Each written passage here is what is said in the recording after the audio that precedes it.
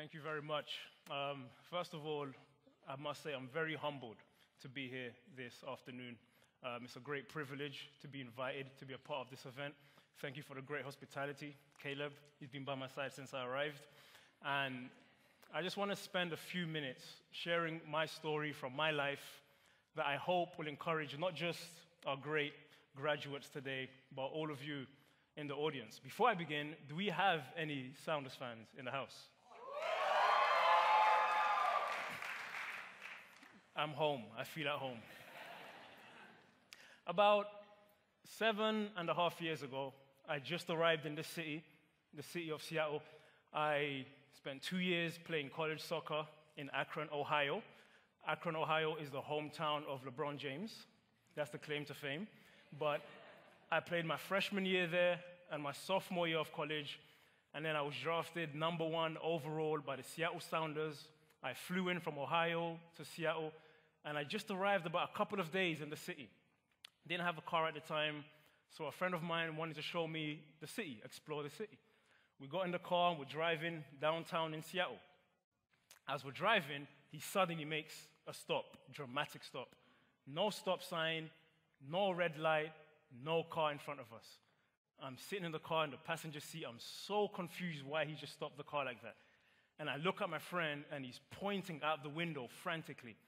He was pointing because right by the side of the car, there was a bus going by, and my face was on the side of the bus. And my friend looks at me and says to me, "That's so cool, man. I wish my face was on the side of a bus."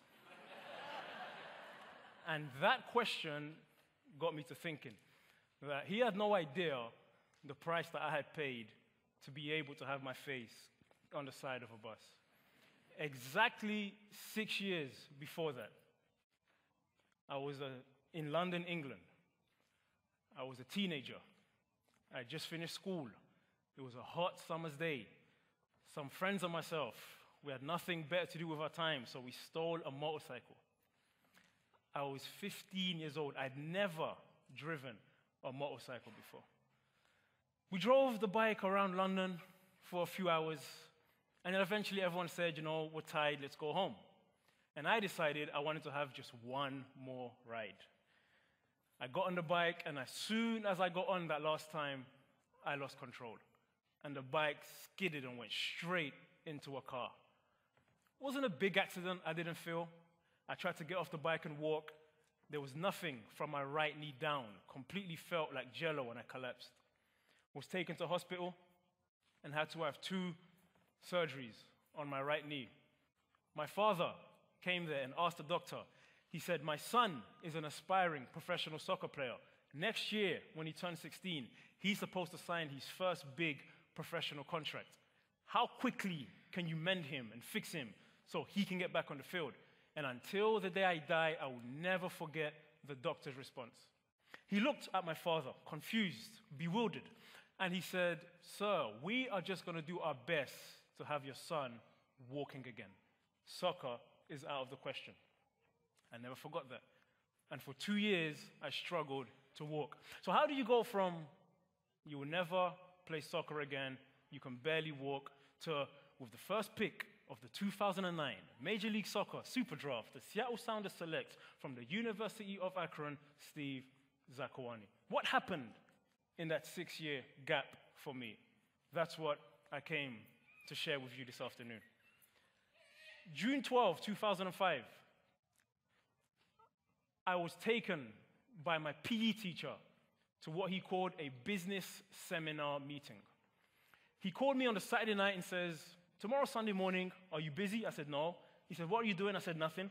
He said, "Well, come with me to this business seminar meeting." We drove there, and when we got in there, I saw that he had tricked me, because it wasn't a business seminar meeting. It was a church. And I became very upset.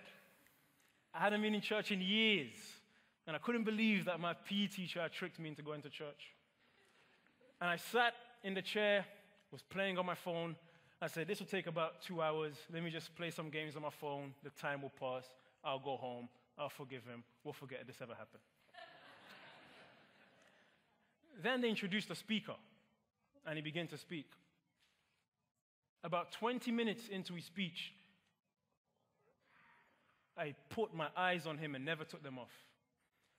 There were about 2,000 people in this massive church, and I felt as if it was just he and I, one-on-one, talking. Everything he was saying pertained to my life. At the end of the meeting, they said, if it's your first time in this church today, the speaker has written a book, you get a free copy of the book. I was the first one in line. And when they pulled the ribbon back to go and get my book signed, I walked up to the speaker. He was sitting on a chair, and his wife and daughter were by his side, and I shook hands with him, and I looked deep into his eyes. Until this day, I can only describe what I saw as peace. Absolute, complete peace. And I said, right under my breath, I don't know if you exist, but I want what this man has. And then I went home. Laying in bed about 2 a.m., can't sleep. Thinking about church all night, tossing and turning. And then I looked by the nightstand, and there was a Bible. All these years, I had no idea there was a Bible in my room. I crawled out of bed, picked up this Bible, blew the dust off, and I began to read. Genesis 1, Genesis 2, Genesis 3, Genesis 1, Genesis 2, Genesis 3. And I kept reading these 3 chapters. I was fascinated. I was engrossed in Scripture. 2 a.m. I began. When I finished reading the first 3 chapters for the 100th time, it was 6 p.m. the next day. 14 hours I sat there, captured and captivated by this book that I neglected for so many years. Got up, went to the kitchen, had a snack, went to the restroom, came back in the room, began reading. For the next 2 weeks, my mother tells me to this day, I hardly left the house. I was locked away reading. What was I reading that kept me from leaving home? And that's what I want to share with you. There were 3 words that jumped out to me. The first word that jumped out was the word purpose. Purpose is a word we hear thrown around a lot, but I want to give you a very practical understanding of purpose. I realized as I read the Bible as a 17-year-old that I had a purpose. I realized that everything that exists in the world that you can ever look at has a purpose. This stand has a purpose. The chair you're sitting on has a purpose. The graduation gown you have on has a purpose. The phones in your pocket have a purpose. This bottle in my hand has a purpose. And I figured if a bottle of water has a purpose, I know Steve Zakuani has a purpose. But there was a problem. If you want to know the purpose of a thing, you need to talk to the one who made the thing, not the thing. If I want to know the purpose of my iPhone, I cannot ask the iPhone. I must go and talk to Apple. If you want to know everything about a Big Mac, please don't talk to KFC. If you want to know everything there is to know about a Mercedes car, don't you dare go and talk to BMW. If you want to know the full purpose, the reason a thing exists, the full capabilities of a thing, you must speak to the one who made it. If you want to know why you exist, you must spend time with McDonald's. Because your purpose is found in the mind of the maker. And I sat there and I wrestled with this. I decided from that day forward that everyone else's opinion of me was just that, an opinion. The only one who knew everything about me and the only one who truly mattered was my Creator. And I became a crazy kid at 17. I discovered that I was gifted as a soccer player. I discovered that I could use my platform to give back and inspire others. And I wrote that down as my goal. I discovered my purpose at 17, and I've been working on it ever since. Many setbacks and many roadblocks along the way, but the whole time I've been guided by this one defining purpose. I know why I exist. And my challenge to you is to figure that out while you are young. It will save you a lot of problems. I began running by myself in the streets of London. 4 a.m., 5 a.m., going jogging with my limping leg, and my leg began to get stronger. Eventually, I said, I can start going on tryouts. And I went all across Europe trying out for different teams, and every single team told me no. One coach even called me into his office, and he said, I called you in here to personally tell you that you will never play professional soccer. I can just tell by the way you run. I went home, heartbroken, depressed, but I kept reading what I wrote down about my purpose, and I kept myself focused. The second word that jumped out to me was the word potential. Potential is an amazing word, and as I look at each and every one of you, all I see is potential. Potential is never what you've done, is what you can still do but haven't done yet. Potential is where you can go but haven't gone yet. Once you do something, it's no longer potential. The best way to explain potential is by a story. One of my great mentors asked me a question one time. He said, Steve, what's your favorite fruit? I said, my favorite fruit is mangoes. He said, great. If I buy you a mango and you eat the mango and you're left with the mango seed in your hand, what's in your hand? I said, a mango seed. And he says, this is why you will never be great. I was shocked. What's in your hand, son? Sir, this is a mango seed. I'm looking at it. And he said, did you not think that inside the seed there's a mango tree? And I said, wow, I never thought of that. Did you not think that on that tree there are some more mangoes? Did you not think that inside those mangoes there are more seeds, that have more trees, that have more mangoes, that have more seeds, that have more trees, that have more mangoes, that have more seeds, that have more trees, that have more mangoes, that have more seeds, that have more trees, that have more mangoes. You are not holding a mango seed in your hand. You're holding an entire mango forest. But you cannot see that. It's trapped on the inside. Your future is not ahead of you. It's inside you. Trapped in every little boy is an awesome man. Trapped in every little girl is an awesome woman. This is why God will never write you off, because when we look at you, we see the seed. God never sees the seed. He sees the forest. I think of my good friend, Mo. He's in the Bible. Moses. He's in the Bible. Mo. I like Mo. Mo had killed someone and ran away. He was hiding. He was a fugitive. The seed of Moses was a murderer. And God says, no. Trapped inside this murderer is the inspiration for the first 5 books of the Bible. Trapped inside the murderer are the 10 Commandments. Trapped inside the murderer is the freedom of 1 million slaves. God will never write you off because he never sees the seed. He sees the forest on the inside. I wonder what your mangoes are. Everyone in this room is filled with mangoes. You come to the planet full of fruit, and the goal is to live full and die empty with nothing left. When I die, I want to die like my great #1 role model. He was hung up on a cross, and his last words were recorded. He said, "It is finished." Every mango is gone. That's the 2016 translation. But I'm empty. I'm done. And he was 33 years old. You're not supposed to die old. You're supposed to die finished. That's why I work hard. I want to get every ounce of fruit out for my generation. The graveyard loves to rob us of fruit. It takes people who still have books they never wrote. It takes people who still have songs they never wrote. It takes athletes who never manifested. It takes churches and preachers who never preached a sermon. The graveyard loves to rob fruit. Don't you dare take your fruit to the grave.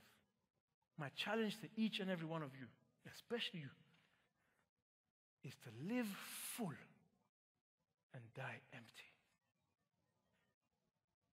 The day I was drafted, I stood on a stage. ESPN cameras were there. The draft was broadcast worldwide. I got off the stage. I did about 200 interviews with all these publications. I felt so good, number one pick, but I was so tired. I got back to my room, opened the computer, 400 Facebook friend requests. I accepted each and every one. And then I said, I want to sleep, but there's one more thing I must do. I found the email of the coach who told me I would never play pro because of how I run. It's a true story. I sent him an email, and it was my face, a screenshot on ESPN homepage. It said number 1, and the subject said, not bad for someone who cannot run. Until this day, he's yet to respond. I'm not sure why.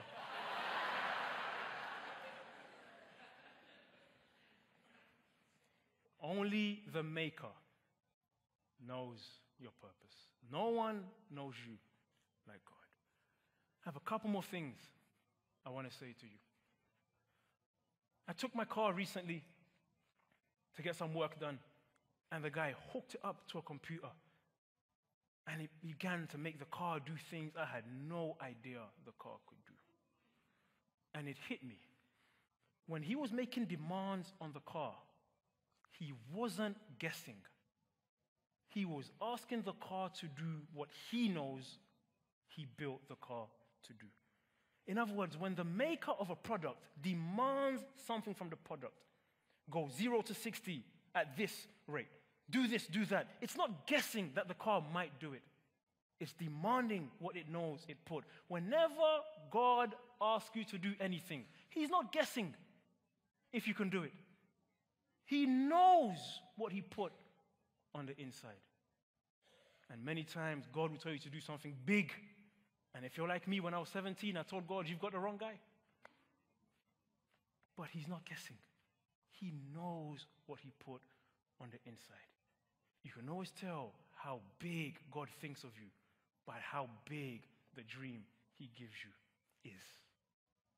Purpose, potential. You have a purpose. You are full of fruit and potential.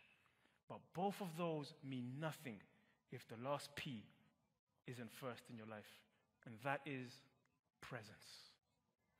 If I take the mango seed and I place it on this stand, and it's full of mangoes, and I leave for 1,000 years and come back, it's still on the stand. In order for the seed to manifest its awesome future, it must be in the right environment or presence. The number one thing God did that kept me glued to Genesis 1 was I realized an incredible pattern in his creation process. Every time God created something, he always spoke to the environment where the thing he was creating would need to live. God said, let the water be filled with fish, and our fish live in water. Let the birds fly in the sky. He always specified where the thing would need to live. Let the earth be filled with animals and beasts, and let the soil produce plants. Plants live in soil. Birds fly in the sky. Fish live in water. When it came to you and me, he never spoke to the water. He never spoke to the soil. He never spoke to the sky. He spoke to himself. Fish need water. Plants need soil. You need God. It doesn't matter if a fish doesn't want water.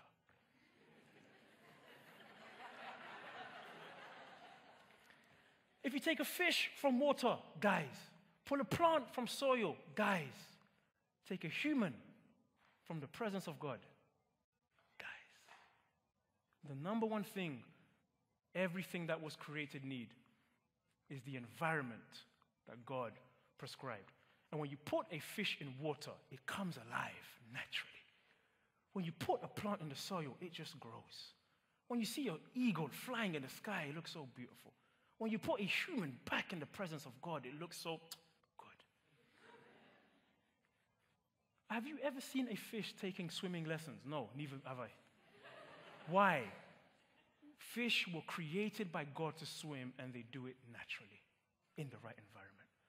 Birds don't attend flight school, never. They fly naturally. Trees do not go to growing conventions and seminars. They grow naturally. When you find your purpose and you fulfill your potential and you're in the presence of God, the thing he called you to do begins to happen naturally. So the last thing I say to you, graduates, you have a purpose. The person sitting in your chair, in your gown, right now, was not born to pay bills and die. You have an awesome purpose. You are a seed. You are full of fruit on the inside. You've seen me play soccer. That's my fruit. You've heard me speak. That's my fruit. I want to eat your mangoes. I want to read your books. I want you to release the hotels on the inside and let me stay there for free. I want to eat at your restaurants. I want to hear your music. Live full. Die empty. Congratulations. Thank you.